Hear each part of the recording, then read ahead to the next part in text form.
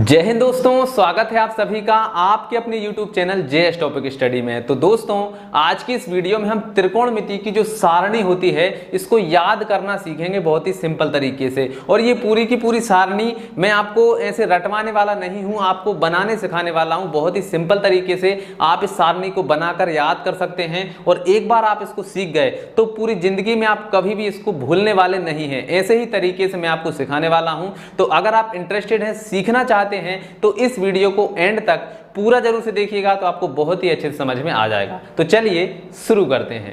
तो यहां पर देखिए, पूरी जो त्रिकोणमिति की सारणी होती है उसका पूरा स्ट्रक्चर मैंने यहां पर बना रखा है। यहां पर देखिए ऊपर कोण लिखे हुए हैं 0, 30, 45, 60, 90। इन्हीं कोण को हमें पूछा जाता है। और यहां पर साइन, कोस, टेन, थीटा, कोसेक, सेक, कॉट ये सब लिखे हुए हैं। तो इन सभी की जो वैल्यू है वो आपको याद नहीं करना है, वो मैं आपको रटवाऊंगा नहीं, वो मैं यहां पर निकाल कर बताऊंगा कि किस प्रकार से इनकी वैल्यू निकाली जाती है। और इस वीडियो को देखने के बाद मैं दावा करता हूं कभी भी आप भूलेंगे नहीं इस सारणी को, बहुत ही अच्छे से आपको ये याद हो जाएगी। ठीक है, तो चलिए शुरू करते हैं और सीखते हैं कि किस प्रकार से सारणी को हम अच्छे से याद कर सकते हैं। तो देखिए यहां पर लिखा हुआ है, सारे कोण लिखे हुए हैं और यहां पर साइन, कोस, टेन, कोसेक, सेक, कॉट ये सब लिखा हुआ है। ठीक है, तो हमें क्या करना है, इन सभी की वैल्यू यहां पर निकालना है। ठीक है, तो उसके लिए हम क्या करेंगे, देखिए बहुत ही सिंपल तरीका है। तो यहां पर देखिए 0 है तो हम क्या लिखेंगे, यहां पर 0। ठीक है, 0 लिख दिया। फिर यहां पर क्या लिखेंगे, 1, यहां पर 2, यहां पर 3, यहां पर 4। ठीक है, 0 से लेकर 4 तक हमने यहां पर गिनती लिख दी है, काउंटिंग लिख दी है। ठीक है, चलिए अब हमें क्या करना है, सभी में 4 से भाग लगा देना है। कैसे लगेगा, देखिए 0/4, यहां पर 1/4, फिर इसके बाद में यहां पर क्या आ जाएगा, 2/4 और यहां पर 3/4 और यहां पर 4/4। ठीक है, ये हो गया। अब हमें क्या करना है, सभी के ऊपर रूट लगा दीजिए। ये हमने सभी के ऊपर रूट लगा दिए, ये हमने रूट लगा दिए सभी के ऊपर। बस इतना आपको करना है, बाकी पूरी सारणी की वैल्यू आपको इन्हीं से निकलकर आ जाएगी। देखिए कैसे आएगी, यहां पर देखिए इसकी वैल्यू निकालते हैं। इसको जैसे ही सॉल्व करेंगे तो हमारे साइन थीटा की वैल्यू निकलकर आ जाएगी। देखिए यहां पर क्या है, 0/4। 0 में आप 4 से भाग लगाएं, 5 से भाग लगाएं, 8 से लगाएं, किसी से भी भाग लगाएं तो क्या आएगा, 0 ही आएगी। तो यहां पर डायरेक्टली क्या आ जाएगा, 0 आ जाएगी। ठीक है, इसका मान निकल के आएगा 0। ठीक है, फिर इसके बाद में है √1/4। इसको यदि हम सॉल्व करें तो क्या आएगा, चलिए सॉल्व करते हैं इसको। तो यहां पर देखिए क्या है, √1/4। ठीक है, रूट को अलग अलग कर लेते हैं तो क्या आएगा, एक √1 और यहां पर √4। तो √4 जो है वो काय का वर्गमूल है, 2 का। तो यहां पर देखिए 1 का वर्गमूल निकालेंगे तो क्या आएगा, 1 ही आएगा। और 4 का वर्गमूल निकालेंगे कितना आएगा, 2 आएगा। मतलब 1/2 आ गया। तो यहां पर इसको सोल्व करने के बाद में क्या आया है, 1/2। तो यहां पर हम लिख देंगे भैया 1/2। ठीक है, चलिए इसके बाद में देखिए यहां पर क्या है, 2/4। तो इसको सबसे पहले तो काट देते हैं भाई, 2 एकम 2, 2 दूनी 4। ठीक है, तो अब इसकी वैल्यू क्या निकल के आएगी वो भी आपको यहीं पर समझा देते हैं। तो यहां पर देखिए कटने के बाद में क्या बचा हुआ है, √1/2। ठीक है, तो एक रूट को अलग अलग कर लेते हैं। तो ऊपर क्या है, √1 और नीचे क्या है, √2। ठीक है, तो जो 1 है वो तो रूट से बाहर निकल आएगा तो क्या आ जाएगा, ये 1 आ जाएगा। लेकिन जो 2 है ये तो √2 ही रहेगा। तो यहां पर इसका मान क्या हो जाएगा, 1/√2। ठीक है, तो इसको सॉल्व करने के बाद में क्या आ जाएगा, 1/√2 आ जाएगा।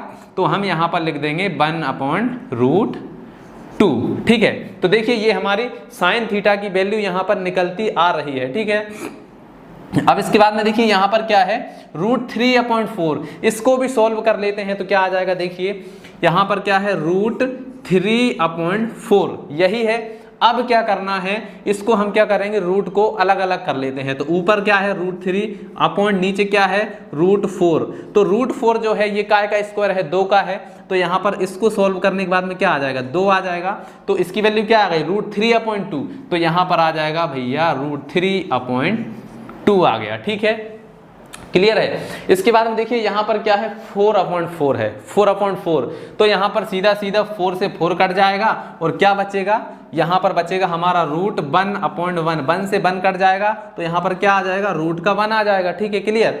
तो यहाँ पर जो 1 है वो रूट से बाहर निकल जाएगा और यहाँ पर क्या आ जाएगा, इसकी वैल्यू आ जाएगी 1। ठीक है, तो देखिए साइन थीटा के सारे मान निकल कर आ गए हैं। ठीक है, अब सवाल ये उठता है कि भैया साइन थीटा के मान तो हमने निकाल लिए, अब कोस के कैसे निकलेंगे। तो देखिए कोस के मान आपको निकालने की जरूरत ही नहीं है, कोस के मान डायरेक्टली निकल गए हैं। तो देखिए अभी हमने ये ऐसे लिख दिए हैं, अब इसको यहां से लिखना स्टार्ट करिए। मतलब ये जो है यहां आ जाएगा, ये वाला यहां, ये वाला यहां, ये वाला यहां, मतलब अब आप इसको उल्टी तरफ से उधर की ओर लिख दीजिए। ठीक है, तो ये जो 1 है ये आ जाएगा यहां पर, तो ये 1 हो गया। ये 3/2 है, ये आ जाएगा यहां पर, ये हो गया 3/2। ठीक है, इसके बाद में ये तो यही है, तो यहां पर आ जाएगा रूट 1/√2। इसके बाद में 1/2 है तो यहां पर आ गया 1/2। ठीक है, और 0 है तो यहां पर आ जाएगी 0। ठीक है, तो देखिए हमने उस तरफ से इनको लिख दिया है इधर की ओर, तो ये हमारे कोस थीटा के मान निकल कर आ गए हैं। ठीक है, लेकिन अब हमें इतनी सारी सारणी बनानी है तो बाकी मान कैसे निकलेंगे, सब कुछ निकलेगा, बस आपको यहां पर थोड़ा सा ध्यान रखना है। देखिए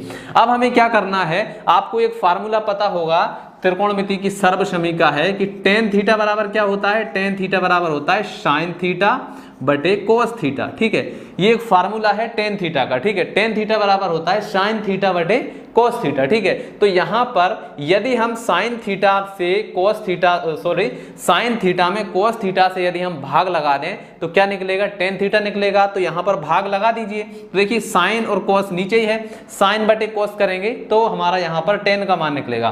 तो देखिए 0 में 1 से भाग लगाएंगे तो क्या जाएगा, 0 ही आ जाएगा। ठीक है, तो टेन 0 का मान 0 आ गया। इसके बाद में देखिए इसके बटे में ये आ जाएगा यानी 1/2, फिर इसके बटे में क्या है √3/2। तो देखिए 2 से 2 कट गया, यहां पर क्या बचा 1/√3, तो यहां पर आ जाएगा 1/√3। तो देखिए 10 यहां पर 30 का मान निकल के आ गया।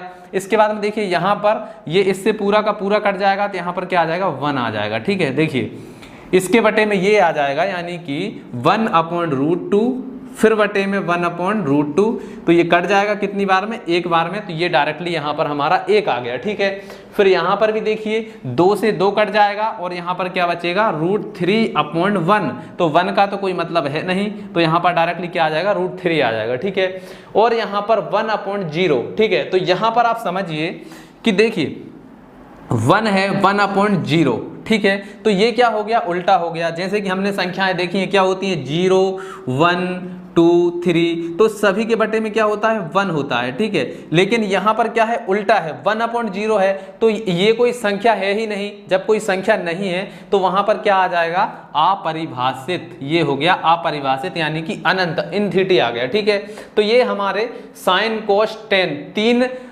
तीन चीजों के मान हमारे निकल कर आ गए हैं। साइन कोस टेन तीनों के मान निकल कर आ गए हैं। अब हमें चाहिए कोसेक का, सेक का और कोट का।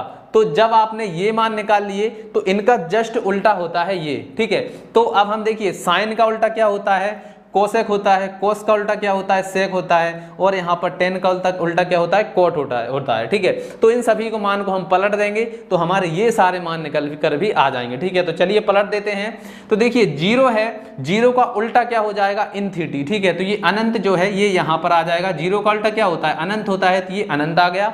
फिर इसके बाद में देखिए इसका उल्टा क्या हो जाएगा, 1/2 का उल्टा हो जाएगा 2। ठीक है, तो यहां पर आ जाएगा 2। ठीक है, इसको भी पलट दो तो यहां पर क्या आ जाएगा, 1/√2 है, तो ये क्या बचेगा √2 आ जाएगा, बटे में 1 है तो कोई मतलब नहीं है। इसको भी पलट देंगे तो ये क्या हो जाएगा 2/√3 हो जाएगा। ठीक है, इसको पलटेंगे, 1 को इधर पलटो चाहे इधर, तो 1 तो 1 ही होता है, तो यहां पर ये आ गया हमारा 1। ठीक है, चलिए अब कोस का उल्टा क्या होता है, सेक होता है, तो इसको पलटेंगे, 1 को पलटेंगे तो 1 ही रहेगा, तो ये हो गया 1। इसको आप पलट दीजिए तो ये क्या हो जाएगा 2/√3। ठीक है, फिर इसको पलट दो तो यहां पर क्या आ जाएगा, ये √2 का √2 ही रहेगा। ठीक है, इसको पलट दो तो ये 2 हो जाएगा, 2 के बटे में 1 करेंगे उसका कोई मतलब नहीं है। ठीक है, तो ये 2 हो गया। इसके बाद में 0 को पलटेंगे तो भैया फिर से ये क्या हो जाएगा, 0 को पलटेंगे तो ये अनंत हो जाएगा। ठीक है, 0 का उल्टा अनंत होता है। ठीक है, चलिए अब यहाँ पर 10 का उल्टा क्या हो जाएगा, कोट हो जाएगा, तो 0 का उल्टा अनंत हो जाएगा, तो ये हो गया अनंत। ठीक है, यहाँ पर 1/√3 है तो ये क्या हो जाएगा 3 हो जाएगा। ठीक है, फिर 1 का उल्टा तो 1 ही होता है, तो ये हो गया 1।